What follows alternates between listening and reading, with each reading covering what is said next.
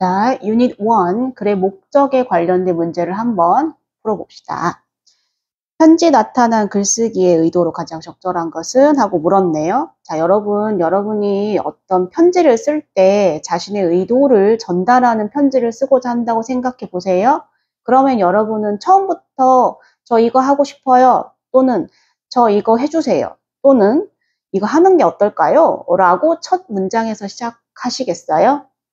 아니죠. 굉장히 단도직입적인 말이라 상대방한테 예의가 없는 것처럼 느껴지게 될 수도 있어요. 그러니 이러한 편지를 통한 또는 글을 통한 글의 목적을 전달하는 대부분의 글들은 글의 목적에 해당되는 자기가 하고 싶어 하는 글의 의도나 목적이 해당되는 부분들이 첫 문장에 등장하기보다는 중후반 문장에 등장하는 경우가 훨씬 더 많아요.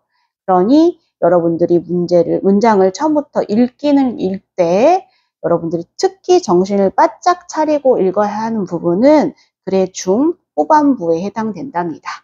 그것을 한번 꼭 기억해 주시면서 문제를 한번 접근해 보도록 할게요. Dear John, 편지 쓰는 형식이죠. 존에게 I had the same problem. 나도 똑같은 문제가 있어. 자, 그럼 이 똑같은 문제가 우리는 뭔지는 알 수는 없어요. 하지만 존이 어떤 문제를 겪고 있다라는 것을 우리가 추론해낼 수 있죠. 자, 그런데 나도 그런 문제를 겪었다라고 얘기를 시작했어요. I watch too much TV. 나는 실은 TV를 너무 많이 봤었어. 자, 그럼 그와 똑같은 문제라는 것이 TV를 너무 많이 봤었던 문제구나 라는 걸 알 수 있어요. 그렇죠? 나의 엄마가 원했어. 내가 멈추기를. 자, 그렇다면 문맥상 TV를 너무 많이 봤다고 앞문장에서 했으므로 엄마가 멈추기를 원한 건 TV를 너무 많이 보는 걸 멈추기를 원했겠구나 라고 추론할 수 있겠죠. 하지만 I couldn't. 근데 나는 TV를 계속 보는 것을 멈출 수가 없었어. 이게 바로 너가 겪고 있었던, 존이 겪고 있었던 똑같은 문제라는 걸 우리는 추론해낼 수 있어요. 이렇게 글을 읽으면서 여러분 지금부터는 해석에 급급하지 마시고 생각하며 글 읽기를 하셔야 합니다.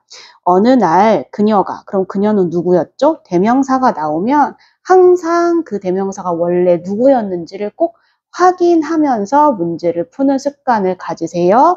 여기서의 그녀는 바로 나의 엄마입니다. 나의 엄마는 surprised me 했어요. 그러면 엄마가 놀란 게 아니라 나를 놀라게 한 겁니다. 그래서 내가 대상, 그 다음에 놀라게 한 주체는 주어는 그녀. 그래서 엄마가 나를 놀라게 했어요. 근데 뭐로 놀라게 했냐면 새로운 자전거를 가지고 나를 놀라게 했어요. 자, 그 얘기는 우리가 상황상 엄마가 새 자전거를 나에게 사줬다라는 걸 알 수 있겠죠. 처음에 나는 I didn't like, 좋아하지 않았대요. To ride it, 그것을 타는 것을. 그럼 그것이 가리키는 건 뭐죠? 그렇죠. 앞문장에 있었던 새 자전거이구나 라는 걸 알 수 있었어요.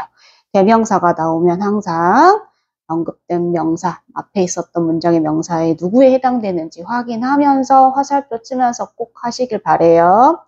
As time passed by, 자, 시간이 지남에 따라 I could ride, 나는 이제 탈 수 있게 됐는데 faster, 더 빨리 than before, 전보다 탈 수 있게 됐대요.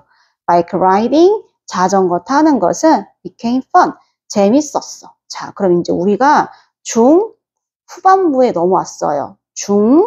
후반부에 넘어왔어요. 그쵸? 자, 그런데 처음에는 문제점에 대한 걸 언급했어요. 나의 잘못된 문제점에 대한 걸 언급했었어요. 그런데 후반부에 엄마가 새 자전거를 찾으면서 상황이 전환이 일어났어요.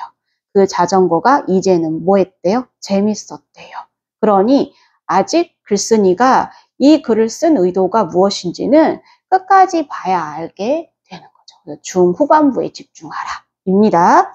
Now I don't watch TV a lot. 나는 이제는 TV를 많이 보지 않아요. 자, 그러면 아까 문제점이었던 너무 많이 보는 TV의 습관을 이 글쓴이는 고쳤다고 할 수 있어요. 그쵸? 자, 그래서 이 글쓴이가 하는 얘기를 잘 들어보세요. I hope, 자, 이제 본격적인 자신의 의도를 말하면서 끝날 것 같아요. 아, 나는 바래요. 나의 이야기가 너에게 도움이 되기를 바래요. 자, 그렇다면 이 나의 이야기 무엇이었죠? 자전거를 통하여 TV를 너무 많이 보는 습관을 고친 것에 대한 자신의 경험을 얘기한 것이 이 나의 이야기에 해당되겠습니다. 그러면 이 이야기가 존에게 도움이 되길 바라는 이 사람의 마음은 뭘까요? Why don't you try? 여기서도 똑같이 같은 맥락으로 이해할 수 있는데요. 이때 try는 노력하다, 시도하다, 시도하다가 더 나은 표현이에요. 그럼 그것이 가리키는 건 뭘까요? 자전거 타는 것이 되는 거예요. 자전거 타는 거. 자전거 타는 거 한번 시도해보는 거 어떠세요?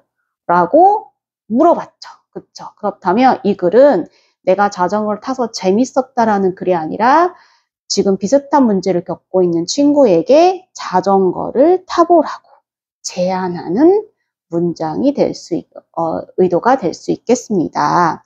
자, 그럼 한번 보기로 가볼까요? 1번 사과, 미안해하는 글이다. 아니죠? 2번 감사, 3번 제안. 그렇죠.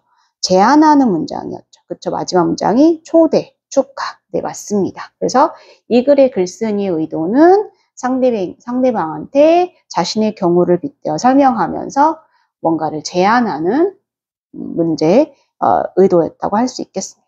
이처럼 글의 목적을 풀 때에는 글의 목적에 관련된 문제를 풀 때에는 여러분이 초반에 도입 부분을 읽으면서 뭐에 대한 얘기인지를 이해하시고 중후반부에 특히 집중하여서 어떤 의도로 이 글을 썼는지를 이해하는 방식으로 접근하시면 문제를 잘 풀 수 있겠습니다. 그러면 나머지 단원을 통하여 여러분 한번 시도해 보세요.